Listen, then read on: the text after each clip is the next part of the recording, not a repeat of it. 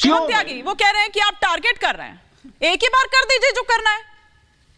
देखिए एक ही बार अगर हाँ, तक बात एक ही बार में करने की है तो मेरा अपना कितने मानना थे? है कि सुन लीजिए बोलेंगे। रिजवी साहब सुन लीजिए ना। हाँ, अगर आपको लगता है कि आपको टारगेट किया जा रहा है सिर्फ एक या दो मंदिरों पर जो मस्जिद बनी हुई है या ईदगाह बनी हुई है उसको लेकर, तो सोचिए मौलाना साहब हमें कैसा लगता होगा कि जिनके 60,000 से ज्यादा मंदिर तोड़ दिए गए हों, जो जिस सनातन धर्म में जिनको हम भगवान मानते हैं उनके प्लीज बोलिए ना, मतलब मुझे पूरी उम्मीद है औरंगजेब आपका रिश्तेदार तो नहीं था, तो आप प्लीज रुक जाइए ना।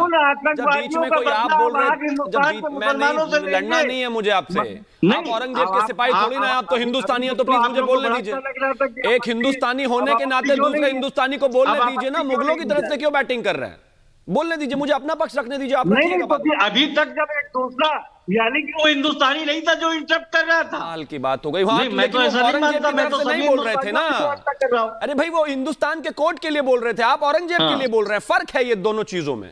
ये जूस और आइसक्रीम शॉप चलाते हैं और हर महीने 3 लाख तक कमाते हैं। आपको शुरू करना है, इनसे सीखना है तो फ्रीडम ऐप को अभी डाउनलोड कीजिए। तो आप औरंगजेब की बैटिंग करनी भी अगर है तो बाद में कीजिए, पहले मैं अपनी बातें रख लूं। के लिए आप औरंगजेब के वजह तो आप पहले श्री कृष्ण वालों को बोल लेने दीजिए, फिर औरंगजेब वाले बोल लेंगे। अभी प्लीज रुक जाइए ना। रिजवी साहब सुन तो लीजिए, अब सुन तो लीजिए। मिलकर संतानें होती है, उसमें आधा हिस्सा तो आपका है औरंगजेब में। मैं अब बोल लूं सर, अगर आपकी इजाजत हो तो, अगर हो गया हो तो आपका, बीच में ना बोलने का प्रॉमिस करें तो आप। मैं सिर्फ इतना कहना चाहता हूं आपसे कि ये वोकल कोड को बचाकर रखिए जरा, इसका अभी और काम है। अभी तो सिर्फ जो है एप्लीकेशन एक्सेप्ट हुई है, अभी तो बहुत बार आपको टीवी पर आकर जो है औरंगजेब के गाने गाने पड़ेंगे, है ना, माशिर आलमगीर के कोटेशंस देनी पड़ेंगी। आप गाइए ना, शुरू हो गए, मतलब 10 सेकंड सर, 10 सेकंड तो रुकिए जरा कम से कम। कहां से आया पहले औरंगजेब आया कौन, वो कहां से आया? रिजवी जी मुझे ना ये सुनिए, ये औरंगजेब, सुनिए, ये औरंगजेब के नाम का इमला आप रटो, कहां से आया था क्या आया था, मुझे उसमें कोई इंटरेस्ट नहीं है।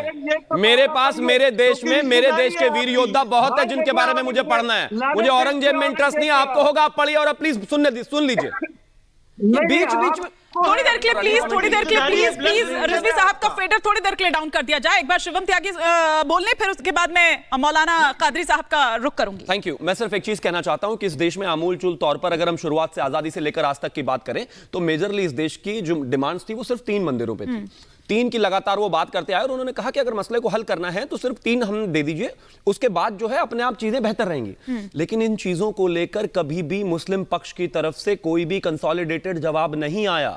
किसी ने भी कम्युनिटी के तौर पर इकट्ठा होकर यह नहीं कहा कि आपकी छाती पर, आपके सर पर, आपकी संस्कृति पर, हमारी संस्कृति पर जो कलंक लगा हुआ है 500 सालों से, हम इसको मिटाने में आपकी मदद करते हैं। औरंगजेब हमारे कोई अब्बाजान भाईजान कुछ नहीं थे, इन चीजों से हमारा कोई लेना देना नहीं है। मुझे एक चीज बताइए, इस देश में इन 3 और तमाम चीजों के अलावा भी तो बहुत मस्जिदें बनी हुई हैं। कभी किसी ने आज तक उन पर दावा किया?